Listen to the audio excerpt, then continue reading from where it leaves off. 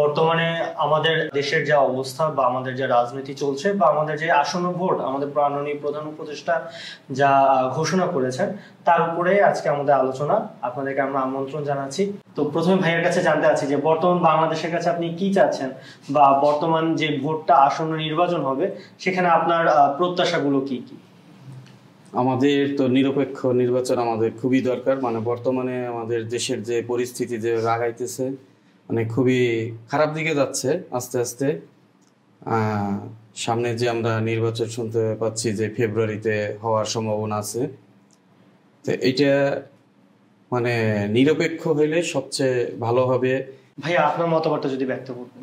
নির্বাচন সবসময় নিরপেক্ষ হওয়া দরকার, কারণ জনগণের চাওয়াটাই নির্বাচনের মধ্য দিয়ে বহিঃপ্রকাশ ঘটে, আর নির্বাচন জনগণের চাওয়াটাকেই প্রেজেন্ট করে। এবং আগামীতে আমি কাকে চাই দেশ পরিচালনায় সে তো জনগণের সিদ্ধান্ত, এবং আমি জনগণ হিসেবে সেটা আমারও সিদ্ধান্ত। সবসময় জনগণের সিদ্ধান্তটাই ফুটে উঠুক নির্বাচনের মাধ্যমে, সেটাই প্রত্যাশা। এবং সবসময় যেন জনগণের চাওয়াটাই যেন একদম নির্ভুলভাবে নিরপেক্ষভাবে যেন ফুটে ওঠে। ধন্যবাদ আপনাদের বক্তব্যের জন্য। আপনি যদি একটু বলতেন আমাদের নির্বাচন ব্যবস্থাটা নিয়ে কি চাচ্ছেন আমাদের আসন্ন নির্বাচনে, বা আপনার মনের ইচ্ছাটুকু যদি ব্যক্ত করতেন। আমরা চাচ্ছি যে নির্বাচন হতে হলে পারে সবটি লোকজন নিরপেক্ষভাবে ভোট দিতে পারে। কাকে দিবে, কে আসবে, কে দেশ চালাবে, হাসিনা, খালেদা, এরশাদ, এগুলি দেখার দরকার নেই। যে লোকটা আসবে সে লোকটা 20 কোটির লোক হয়, 20 কোটি জনগণের লোক যেন সে হয়। বুঝতে পেরেছি। ভালোবাসা গ্রহণযোগ্য যে ব্যক্তিটা এবং দেশের জন্য কাজ করবে, এবং 20 কোটি লোক যেন তাকেই যেন ভালোবাসে, সেও যেন 20 কোটি লোককে ভালোবাসতে পারে। সে যেন দলীয় না হয়, সে এখন বিএনপি হোক, জামাত হোক আর আওয়ামী লীগ হোক, এটা আমার কথা না। আমার কথা হচ্ছে যে সে লোকটা হলে 20 কোটি লোকের প্রতিনিধি হবে, সবাইকে যেন গায়ের উপরে হাত দিয়ে ভালোবাসতে পারে। আমার কথা যে মানুষ মেরে রাজনীতি হয় না। আব্রাহাম লিঙ্কনের ইতিহাস পড়েছি, সক্রেটিসের ইতিহাস পড়েছি, সেখানে লেখা আছে মানুষ মেরে রাজনীতি হয় না, মানুষকে ভালোবেসে রাজনীতি হয়। আমরাও যাই ভালো রাজার নীতিকে রাজনীতি বলা হয়। এই জিনিসটা যার মধ্যে না থাকবে সেই দেশের আপনার নির্বাচন কোনো কিছুই করে আপনার আগাতে পারবেন না। নির্বাচন করতে গেলে এই হাঙ্গামা দাঙ্গা সবকিছু হবে। আবার দেখেন এটি হবে, এক পক্ষ বাদ দিয়ে আর এক পক্ষ নির্বাচন, এটা ওটা হ্যান ত্যান যতই করেন এগুলি দেশে থাকবেই, হবেই, এটা আপনি ঠেকাতে পারবেন না। যদি তরুণ সমাজের রাজনীতি নিয়ে কিছু যদি বলতেন আপনি। তরুণ সমাজ আমরা তো এনসিপির মাধ্যমে দেখতে পাচ্ছি যে তারা প্রথম দিকে কিন্তু ভালো বেশ একটু জনপ্রিয় ছিল।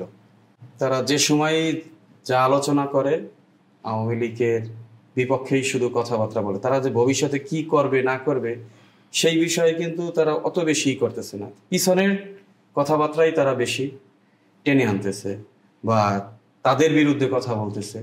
কিন্তু তারা যে সামনে দেশ কিভাবে আগাবে, কিভাবে উন্নয়নমূলক কাজ করবে, এই দিয়ে তারা বেশি অতই করতেছে না কথা। অর্থাৎ যদি আমি বলি মানে কোন প্রকার রূপরেখা না নিয়ে তারা শুধু বলতেছে যে সংস্কার করব সংস্কার করব, 1 বছর হয়ে গেছে, তেমন কোনো সংস্কার কিন্তু এখনো আমরা ওরকম ভাবে দেখতে পাচ্ছি না।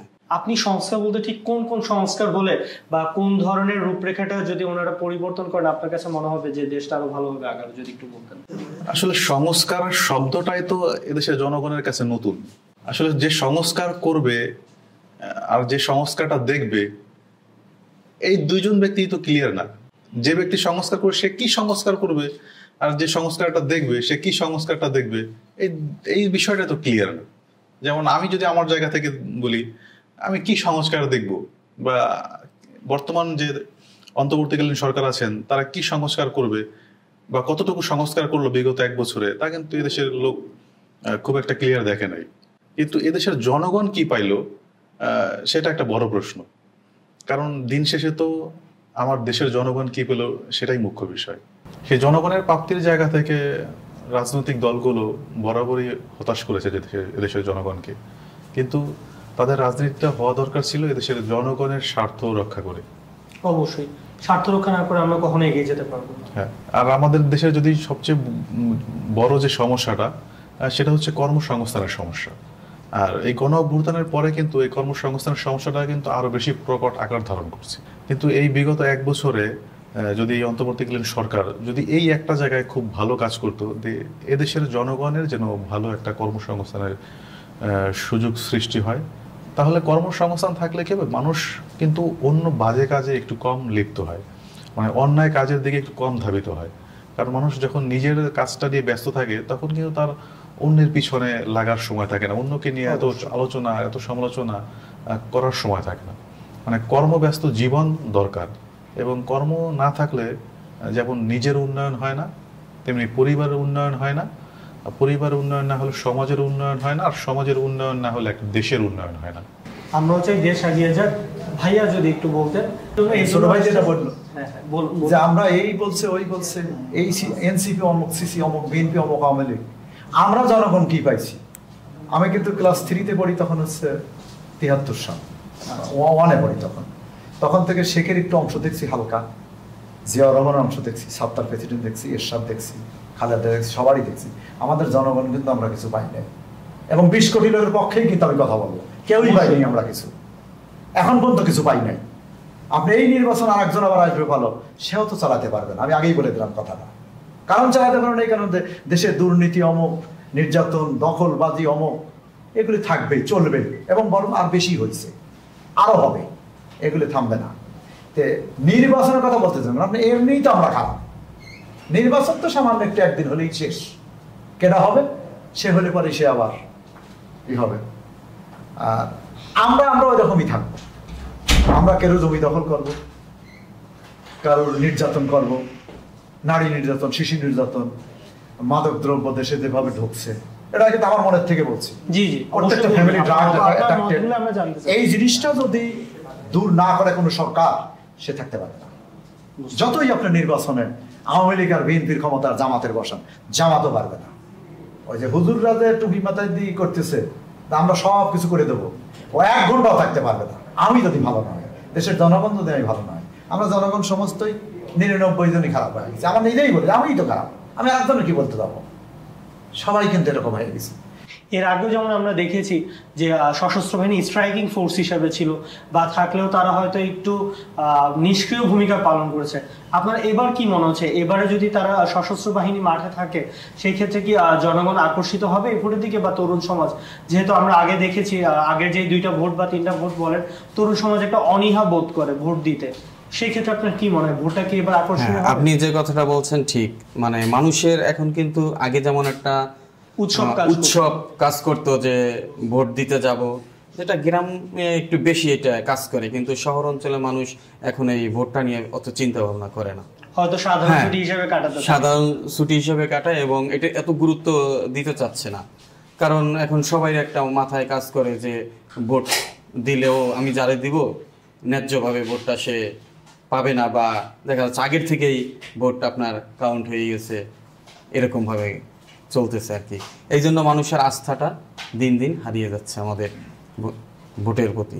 আমরা রাজনীতির মাথায় নতুন একটা জিনিস শুনতে পাচ্ছি, সেটা হচ্ছে পিআর সিস্টেম, অর্থাৎ আনুপাতিক হারে সংসদে প্রতিনিধিত্ব দল আসবে, যে যেই পরিমাণ ভোট পাবে সেই অনুযায়ী দলটা আসবে। আপনার কাছে কি মনে হয়, পিআর যে ব্যবস্থাটা আমরা শুনতে পাচ্ছি, সেটা কি ভালো হবে?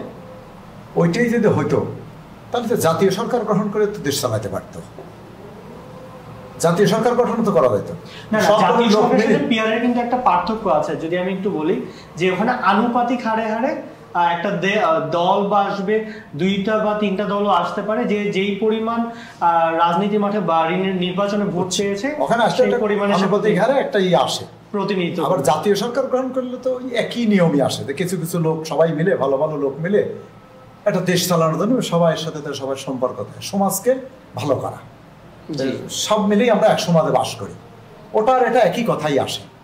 এখন যেটা ভালো হয় সেটা করার মধ্যে আমরা আছি, কিন্তু আমরা চাবো যে 20 কোটি লোকের প্রতিনিধি যাকে বানাবো, সে যেন মনে না করে যে কোন হুজুরের মুরিদ কেটা, এটা যদি করে তাহলে সে কিন্তু রাষ্ট্র চালাতে পারবে না। বিরোধী দলের কাছে আপনাদের প্রত্যাশাগুলো কি? বিরোধী দলেরও দলীয় যে থাকে তার সাথে একটু সম্পর্ক থাকতে হবে ভালো, আবার ওনাদেরও ওনাদের সম্পর্ক থাকতে হবে ভালো। 2 জনের সম্পর্ক ভালো না করে তাহলে কিন্তু জনগণ কিছু পাবে না। আপনার যদি একটু বলতেন, বিরোধী দলের কাছে আপনার প্রত্যাশাটা কি? দেশে বিরোধী দল মানে থাকা মানেই হচ্ছে যে মানে বিপজ্জনক, তাই না? একটু যদি বুঝিয়ে বলেন। মানে দেখা যাচ্ছে তারাই কিভাবে নিচে নামাবে, সে দেখা যাচ্ছে জনগণের নির্বাচনেই কিন্তু সে হয়েছে, তারা কিভাবে একটু সহযোগিতা করা যায় সেটা তারা না করে কিভাবে আরো অশান্তি তার নামে মানে বদনাম, মারামারি, খুনাখুনি এইগুলো আরো বেশি চলতে থাকে। ভাইয়া যদি বলতেন বিরোধী দলের কাছে আপনার প্রত্যাশাটা কি? তার আগে একটু পিয়ার নিয়ে একটু বলি। হ্যাঁ অবশ্যই। আসলে পিয়ার পদ্ধতিটাকে আমি আমার ব্যক্তিগত জায়গা থেকে আমি সমর্থন করতে পারতেছি না, এই কারণে যে আমি ভোট কাকে দিচ্ছি, আমি আমার রিপ্রেজেন্টেটিভ কাকে করতেছি বা আমার নেতা কাকে করতেছি, সেটা যদি আমি না জানি তাহলে আমার তো ভোট দেওয়ার কোনো অর্থ নাই, ভোট দেওয়ার কোনো মানে নাই। যে আমার নেতাই আমি চুজ করতে পারলাম না, ভোট দেওয়ার অর্থ হচ্ছে কি আমার নেতাকে আমার করা, সিলেক্ট করা, পছন্দ করা, সেই পছন্দের বহিঃপ্রকাশ হচ্ছে গিয়া ভোট। তো আমি তো আমার পছন্দের বহিঃপ্রকাশ পিয়ার পদ্ধতির মাধ্যমে করতে পারছি না। তো আমার নেতাকে এইভাবে সেটা যদি না জানি তাহলে তো এই মানে ভোট দেওয়ার কোনো সার্থকতা নাই।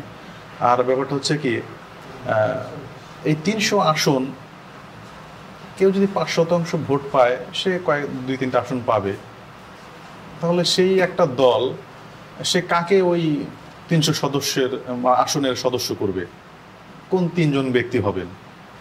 এখানে তো একটা বড় একটা গোজামিল বলতে পারেন, বড় একটা দুর্নীতি করার সুযোগ থাকতে পারে, বড় একটা ডোনেশন বা বলতে ঘুষ দেওয়ার একটা সুযোগ ক্রিয়েট হয় যে ওই দলের প্রধানকে সংসদ সদস্য হওয়ার একটা সুযোগ আছে। এখানে জনগণের পছন্দের কোনো বহিঃপ্রকাশ নাই পিয়ার পদ্ধতির মাধ্যমে। এখানে সে অন্ধের মতো ভোট দিবে। তরুণ সমাজের রাজনীতি নিয়ে আপনি কি ভাবছেন, বা আমাদের যে বর্তমান যে রাজনীতিটা আসছে বা বর্তমানে যে ভোট গ্রহণ ব্যবস্থাটা আসছে সেটার উপরে যদি আপনি একটু বলতেন যে আপনি কি চাচ্ছেন বা আপনার মনের বহিঃপ্রকাশটা কি আমরা জানতে চাই। দেখেন, দীর্ঘ 17 বছর পর একটা বড় পরিবর্তন আসছে, তাই না, দেশের। তো সেই ক্ষেত্রে গত 1 বছরে আমি দেখতেছি যে পরিবর্তন হয়েছে, একটা ফ্যাসিবাদী সরকার গেছে, কিন্তু প্যাটার্ন সব সে আগের মতনই রয়ে গেছে। এখন যদি বলেন 1 বছর পরে এই জুলাই বিপ্লবে কি হইলো, অবশ্যই হয়েছে, ফ্যাসিবাদ সরকার গেছে, এটাই বড় পাওয়া। এখন জনগণ তো ওইভাবে পজিটিভলি চিন্তা করবেন, আপনি যখন পজিটিভলি চিন্তা করবেন তখন সবকিছু পজিটিভ আসবে জি। আর যখন আপনি এরকম মানে নেগেটিভ সবার ভিতরে থাকে, পজিটিভটা তখনই আসে যখন নেগেটিভটা সে জেনে যায়, তখন পজিটিভ চিন্তা আসে। হ্যাঁ, আমি সেক্ষেত্রে বলতেছি যে সরকার এখনো যে গঠন করবে, আমি দেখতেছি না যারা এই যে সরকার নিয়ে নির্বাচন যাচ্ছে, যারা করতেছে, তারা অনেক বয়সে বড়, অনেক অভিজ্ঞতা হওয়ার কথা, কিন্তু আমি এই বয়সে যা দেখতেছি তা আমার সাথে মিলতেছে। আমার এখানে দেশের যে আরো বলতে চাচ্ছি যে বিএনপি, জামাত, এনসিবি তো নতুন একটা 1 বছর তো দলের কাঠামো দাঁড়ায় না একটা দলের। আর যথেষ্ট দেখতেছি যে এনসিবি কিছু কিছু কাজ ভালো আছে, আবার কিছু কিছু হয়ে যাচ্ছে যে রেশারেশি হয়ে যাচ্ছে, যেরকম সিচুয়েশন এগুলো বোঝা উচিত। যেরকম বিগত গোপালগঞ্জে যে কাহিনীটা, কিন্তু এনসিবি বোঝা উচিত ছিল, কারণ গোপালগঞ্জ হলো আওয়ামী লীগের ফেসিলিটেড এলাকা। সেই ক্ষেত্রে দেশের পরিস্থিতি স্বাভাবিক চিন্তা করে ওইখানে ওই একই দিনে ওইখানে যাওয়া, ওইটা একটা আমি বলবো যে এটা লজিকে আসে না। কারণ হ্যাঁ, কারণ একটা সুস্থ মানুষের, আমি রাজনীতি করব, আমি আমার ধারায় করব, তার মতনই কেন করব? আমি যে অঞ্চলের ছেলে হই, আমি দেশের জন্য কাজ করব, তাই না? ভাইয়ার কাছে যাব যে আপনি কিভাবে দেখছেন বর্তমান অবস্থাটাকে। ধন্যবাদ আপনাকে সুন্দর প্রশ্ন করার জন্য। আমার কাছে 24 পরবর্তী যে বাংলাদেশ, এখানে কিছু প্রত্যাশার জায়গা আছে। প্রত্যাশার জায়গাটা কেন, যে আমি মনে করি যে এই যে বাংলাদেশের নামক যে অভ্যুদয় এবং তার যে চলমানতা, আমরা যেটা একটু আগেই বললাম, সেখানে আমরা দেখলাম এই তরুণ সমাজে কিন্তু নেতৃত্ব দিয়েছে। ভাষা আন্দোলন তরুণদের নেতৃত্বেই হয়েছে, তারপর পলিটিশিয়ানরা তাদের যে আন্দোলনের যে ফল সেটা তারা নিয়ে গেছে। 62 সালে তারা আন্দোলন করেছে, 69-এর গণঅভ্যুত্থান করেছে, ছাত্ররাই কিন্তু প্রাণ দিয়েছে, এবং তাদের সফলতা আমরা দেখবো রাজনৈতিক নেতৃবৃন্দ তারা লুট করে নিয়েছে। আমি একেবারে ছাত্রদের এবং তরুণ সমাজের যে অ্যাচিভমেন্ট গুলো ছিল, তাদের যে ডেডিকেশন গুলো ছিল, এগুলো আমরা দেখবো পলিটিশিয়ানরা লুট করেছে বারবার। এই যে রাজনৈতিক যে স্বার্থ আছে, আমরা জীবন দিব, প্রাণ দিব, কিন্তু শেষ পর্যন্ত তারা নেতা হবে, মন্ত্রী হবে, মিনিস্টার হবে, আমাদের এখানে কি হবে? তো তাদেরই তো প্রতিরূপ তারা হতে পারে, মানে তারা আলাদাভাবে দেখে নাই। কিন্তু যখন ছাত্ররা আসলো, তখন তারা মনে করলো যে এদেরকে আমরা বিশ্বাস করতে পারি, এবং এরা যা করছে, মানে এই বিশ্বাসটা কেন আছে, এই বিশ্বাসটা সেই 52 সাল থেকে এই যে ধারাবাহিকতা, কারণ তারা তো কখনো ক্ষমতা নিয়ে কাজ করে নাই, তারা তো এই বিশ্বাসটা কিন্তু ছাত্র সমাজের মধ্যে ছিল। তো তারা বিশ্বাস করলো, তারা নেমে আসলো, এবং এই যে নেমে আসলো এখানে কিন্তু সবারই পার্টিসিপেশন ছিল। এই যে মানুষ ছাত্রদের উপর, যুবকদের উপর, তরুণদের উপর যে বিশ্বাস এবং আস্থা রাখে, এই আস্থার রাখার যে একটা প্রতিদান আমরা মনে করি, তারা এবার মনে করেছে যে আমাদের এবার কিছু দেওয়ার সময় এসেছে। আমরা যদি এত বড় মানুষ যেহেতু আমাদের বিশ্বাস করে, তাহলে আমরা কেন নয় যে তাদেরকে আমরা একটি নতুন, তাদের যে আকাঙ্ক্ষা তারা বারবার যে স্বপ্ন দেখেছে, এই একটা বিষয় আপনি দেখবেন যে বাংলার মানুষের যে স্বপ্ন, আমরা বারবার বলছি যে এই যে এক ধরনের স্বাধীনতার স্বপ্ন এবং স্বপ্নভঙ্গ, এই স্বপ্নটা আসলে কি? মানুষ আসলে কি স্বপ্ন দেখে, বাংলাদেশকে কিভাবে দেখতে চায়? তাদের স্বপ্নটা বেশি কিছু না, তাদের স্বপ্নটা খুব আহামরি না। তাদের স্বপ্ন হলো একটা সমতা ভিত্তিক, ন্যায্যতা ভিত্তিক একটা সমাজ, একটা সুখী এবং সমৃদ্ধ বাংলাদেশ দেখতে চায়। আমরা আমাদের সবার মতবাদ নিলাম। আমরাও চাই যে সমাজ এগিয়ে যাক, আমরাও চাই দেশ এগিয়ে যাক, এবং শিক্ষা খাতের আপনি যে সংস্থাগুলোর কথা বলেন, যে শিক্ষার মাধ্যমে আমরা আমাদের যে প্রগতিশীল একটা সমাজ পাবো, তো আশা করি আমরা রাষ্ট্রকে একটা সুন্দর দিকে নিয়ে যেতে পারি। আজকের আলোচনার জন্য আপনাদেরকে অসংখ্য ধন্যবাদ।